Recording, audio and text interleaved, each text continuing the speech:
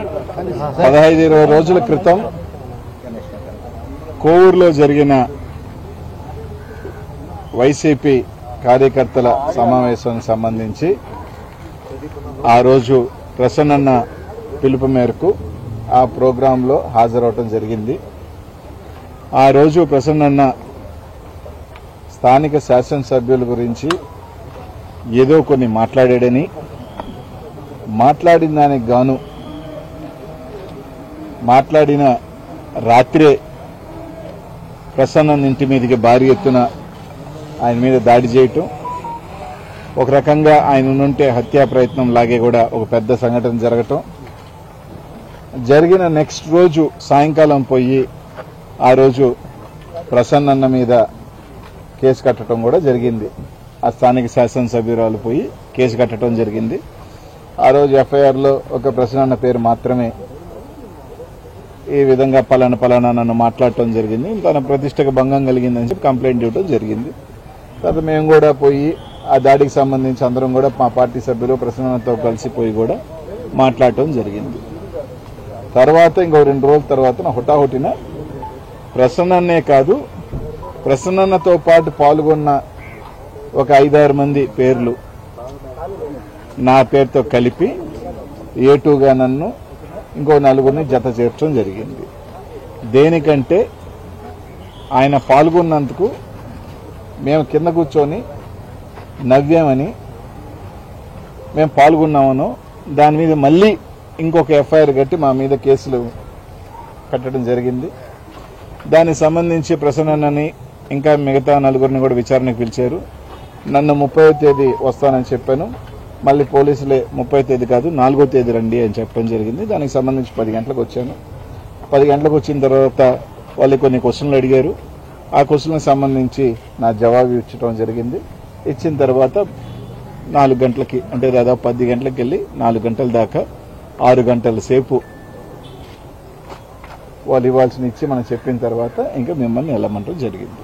కానీ ఏంటంటే ఇంకెక్కడైనా ఇంక నుంచి రాజకీయాలలో ఎవరైనా వేదిక మీద మాట్లాడుతుంటే ఇంకా నాకు తెలిసి వేదిక ఎక్కేదానికి కూడా, ఎందుకంటే ఆయన ఏం మాట్లాడతాడో వేదిక మీద ఉన్న వాళ్ళు తెలియదు పాపం. ఆ ఏం మాట్లాడినా కూడా వేదిక మీద ఉన్న వాళ్ళని కూడా జతకట్టి నచ్చిన వాళ్ళ మీద ఫేస్ పెట్టండి. ఎందుకంటే ఆ రోజు వేదిక సభా ప్రాంగణంలో ఒక 1000 మంది పైగా ఉన్నారు. 1000 మంది కూడా నవ్వటం జరిగింది, కొందరు చప్పట్లు కొట్టడం జరిగింది, కొన్ని వేలాలు వేయటం కూడా జరిగింది. ఒక 1000 మంది ఒక్కసారి ఒక భావోద్వేగంతో హర్షధ్వానాలతో నవ్వినప్పుడు తప్పకుండా అందరం కూర్చున్నప్పుడు నవ్వుతారు. అది స్పాంటేనియస్ గా ఒక మనిషికి ఎవరైనా కానీ 1000 మంది మనమైనా కానీ 10 మంది కూర్చొని పడవడా నవ్వితే మనం కూడా నవ్వుతాం. సో ఒక్కొక్కసారి మనలో ఉన్నప్పుడు అలా నవ్వటం జరుగుతుంది. నవ్వటం కూడా తప్పే, నవ్వినా తప్పే, చప్పట్లు కొట్టినా తప్పే, ఏదైనా తప్పే అంటే ఇంకా ఈ ప్రభుత్వంలో ఇంక ఏం చేయాలో కూడా వాళ్ళే చెప్పాలేమో. ఇంకా మేము నవ్వకూడదు, మీటింగ్లకు వెళ్తే బ్యాండేడ్ వేసుకోవాలా, చేతులు కట్టేసుకో ఉండాలి, మళ్ళీ ఒకవేళ మా చేతులు ఏదైనా అవుతాయో అది అవి కూడా చెప్తే దానికి కూడా ఒక ప్రోటోకాల్స్ ఇస్తే ఈ విధంగా నడుచుకోవాలి మీరు, ఈ విధంగా నడవాలి మీరు అనిస్తే అవి కూడా నడుచుకుంటాం. ఎందుకంటే ఈ ప్రభుత్వం అలా ఉంది. మరి ఇంకా లాస్ట్కి ఏ స్థాయికి దిగజారిపోయారు, ఎందుకన్నా నేను చెప్పాల్సిన అవసరం లేదు. మళ్ళీ చెప్తున్నాను కదా, పాపం సునకానందం పొందుతున్నారు కొందరు. ఒక కేసు పెట్టు, ఏదో మమ్మల్ని ఒక 5-6 గంటలు ఇన్వెస్టిగేషన్ అని చెప్పి లోపల కూర్చోబెడితే వాళ్ళు ఆనందం పొందితే మనం పొందనేమని. ఒక సునకానందం పొందండి, పర్వాలేదు. ఈరోజు మేము నవ్వితే పెట్టారు, రేపు ఇంకో రోజు ఇంకో ప్రభుత్వం వస్తుంది, నవ్వాల్సిన అవసరం లేదు. కూర్చున్నా కేసు పెడతారు. నువ్వు కూర్చున్నావు కాబట్టి కేసు పెట్టానని, లేదు నిల్చున్నావు కాబట్టి కేసు పెట్టానని కూడా వస్తాయి ఇంక రోజుల్లో. ఆ పరిస్థితులకు ఉన్నాయి కాబట్టి వాళ్ళు అడగాల్సిన అడిగారు, నేను చెప్పాల్సిన చెప్పేసి.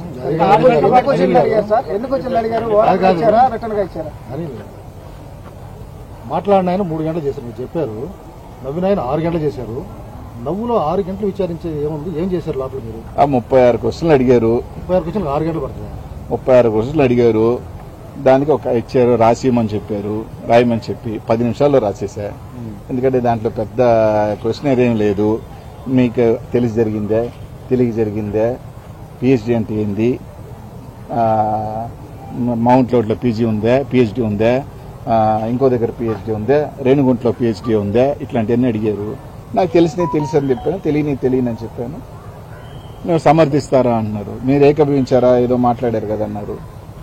నెక్స్ట్ రోజు ప్రసన్న కుమార్ రెడ్డి నేను ఏమన్నానని వివరణ ఇచ్చారు, దానికి సంబంధించి సమర్థించానని చెప్పాను. సో నాకు చెప్పాల్సింది చెప్పాను. వ్యక్తిగత విభేదాలు మాకేం లేవని చెప్పాను.